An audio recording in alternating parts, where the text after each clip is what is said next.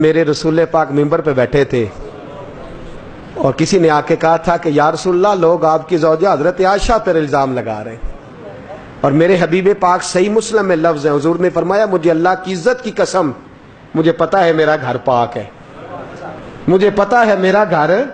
यार मैं और तू परेशान हो जाते हैं, साथी आके कहते हैं जी फलाना बंदा बातें करता है, मैं कहता हूँ छोड़ो यार क्या करते हो।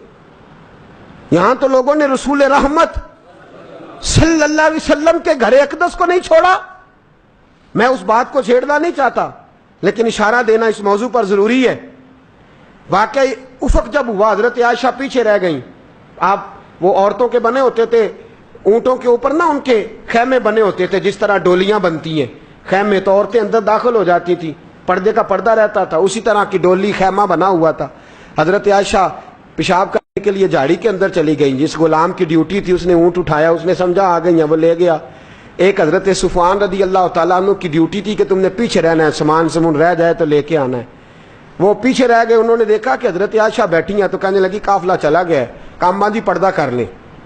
हजरत आयशा ने पर्दा कर लिया, उन्होंने अपना ऊंट करीब ले जाके बिठा दिया।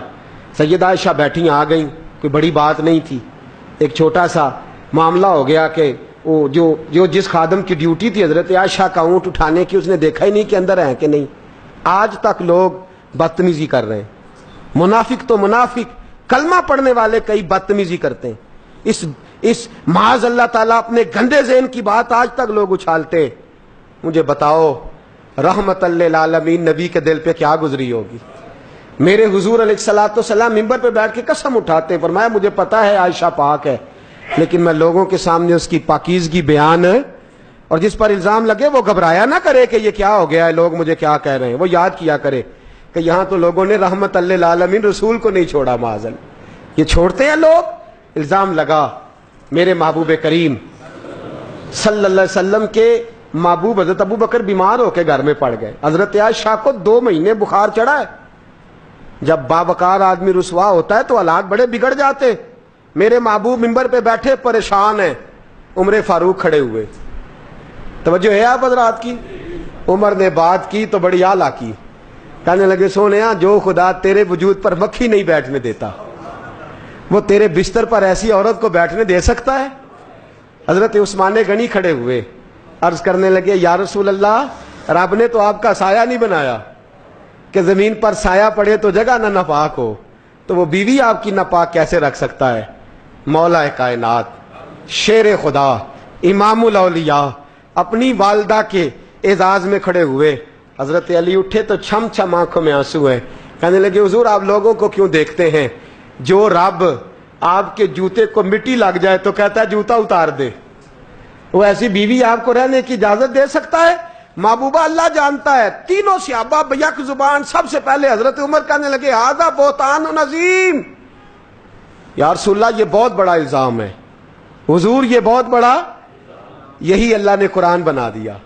सूरह नूर की 16 आयात रब ने नाजल फरमाई। अगर हजरत आयशा पर इल्जाम न लगता तो 16 आयतें उनकी शान में नाजल भी ना होती। ये तो भला हो गया, ये तो भला हो गया कि 16 आयात उनके हक में अल्लाह ने नाजल फरमाई। और रब ने फरमाया हाजा बोहतानुन अजीम, महबूब ये बहुत बड़ा बोहतान है। ये अल्लाह वालों पर, नेक लोगों पर ये काम। पहली बात तो ये है कि हमें ये देखना चाहिए हम इसमें शरीक तो नहीं। कोई बरादरी क्यों ना हो, कोई कबीला क्यों ना हो, कोई दोस्त क्यों ना हो, कोई मुसलमान क्यों ना हो, हम इन चक्रों में शामिल तो नहीं। अल्लाह जानता है किसी घर के एक बच्चे से गलती हो गई, उनकी बहनों का रिश्ता आया है, लोगों ने उस बच्चे की गलतियां उठा उठा के भेजी हैं। भाई के गलत होने में बेटियों का क्या कसूर है। एक बुजुर्ग मेरे पास तवीज़ लेने आए, कहने लगे बड़ी बेटी की उम्र 28 साल से ज्यादा हो गई, बेटे ने बदमाशी की है, उसने जुल्म किया है। हजरत जी मेरी बेटियों का रिश्ता भी कोई नहीं लेता, इसलिए कि जब लोग आके मोहल्ले में बात पूछते हैं तो लोग मेरे बेटे का नाम लेते हैं। वो जेल में है तो लोग कहते हैं जिनका भाई जेल में सजा भुगत रहा है। कहने लगा मैं बूढ़ा आदमी हूं, किसी वक्त भी मर जाऊंगा, इन बच्चियों का बोझ कैसे लूंगा। हम भाई खुदा रहा सोचो, कुरान कहता है कि बेटे का बोझ बाप नहीं उठाएगा, बाप का बोझ कयामत में बेटा। तो एक दूसरे की गलती दूसरों पे क्यों डालते हैं हम। हमें समझना चाहिए। फिर अफवाह उस पर हकीकत से ताल्लुक ही कोई नहीं। जो